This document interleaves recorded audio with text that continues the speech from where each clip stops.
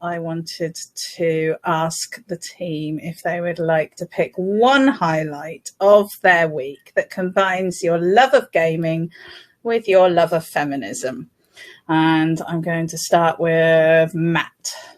Okay, so just before we started broadcasting, I was talking about a new game I bought called Returnal, which is one of the new flagship PlayStation 5 games, one of their brand new PlayStation 5 exclusives, built entirely for the new generation of consoles. And it's got the lady who plays Brienne of Tarth as the main character, the only character, Gwendolyn Christie, and she is incredible in it. Her voice sells it completely and is utterly incredible. But the game is good for a few hours, but then you realise this is rubbish. This is really shit and rubbish, and there are many other games that do everything this game does, but does it better. The only thing it has is the haptic feedback, which I can't wait for everyone else to experience, of a game that's actually made it, actually built into it. It's going to be utterly unreal. You can feel the rain, you can feel movement and everything when you get hit. It really feels like you're plugged into the Matrix through your hands. Bringing this into feminism, Gwendolyn Christie is like the tremendous female talent that is the only thing that could make it a salvageable experience. If she wasn't there, it would just be naff, and no one would. It wouldn't catch you in the first 5 minutes. But all of it is hanging on this one extraordinary woman. So that's my takeaway for the week. I've traded it in now and gotten something better. Brilliant. Okay. And what about you, Alex? Well, I think mine would probably be, I dived briefly back into Assassin's Creed Odyssey because I was quite excited about having booked a holiday to Greece for 2022. And so I was like, I must find where I'm going in Assassin's Creed Odyssey. And obviously the main character in that, who I stuck with the whole way through, is Cassandra, who is a really strong, I think, one of the stronger female characters within gaming. And I just really enjoyed mooching around Crete, playing her, and all her sassy, funny dialogue and all that sort of stuff. So yeah, I'd say I spent a couple of hours just relaxing, looking forward to my holiday in a couple of, well, not a couple of years. I keep thinking it's 2020 still. It's just for lasting forever. Never-ending year. Yeah, next year it'll be good. But yes. Fab. I'm very jealous of you booking a holiday. It's quite scary, but exciting. Yes. And Caroline, what about you? Well, as you know, and like, you know, I'd go on about this occasionally. I've been trying to get a graphics card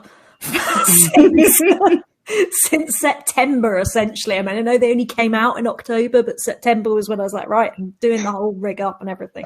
Anyway, this does link to feminism because the other day, because certain people managed to get hold of PS5s, I was feeling really, really down. I was I was like, oh, it's never going to happen. But as I often mention on here, there's a subreddit called Girl Gamers, which I absolutely love. And it is such a nice community. So I went in there just basically to moan and say, I want a graphics card and it's not fair. Anyway, a lot of people on there did say, set up a Discord alert for this Discord server, that Discord server. And I had been using an Informer page, but I hadn't set up the Discord alerts on my phone. And I did that yesterday, and lo and behold, this morning I got an alert and there's a graphics card arriving tomorrow. So, woohoo! Feminism got me a graphics card. Awesome.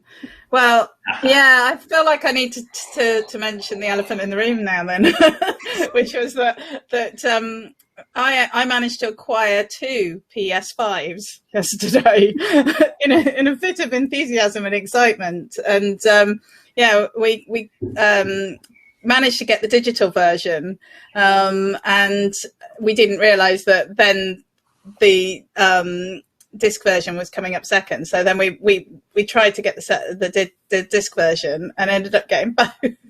So that was exciting, and they arrived today, and the delivery driver had them in a locked section of the van. He would only give them to us if he saw our order number, and we had to actually physically sign for it. And I've had some pretty high value items in the past, but they've never actually had that level of security. So yeah, that was quite fun. But one of them is winging its way to a new home tomorrow. No, thank you very much for that. I'm going to be the only person in the team without a PS5, and I'm okay with that. So I have to say, the feminist link in there is that I purchased Resident Evil, the Village, because Resident Evil is one of my core PS games, actually, from when I was a student. And I went on to Amazon, to look for it, to search for it. I didn't buy it from Amazon in the end, actually, but I went on and there was, it was out of stock. But what they weren't out of stock of was all of the net topless pictures of the tall vampire lady. So, yeah. So the joy of all of these things. So, yeah, that was my feminist week.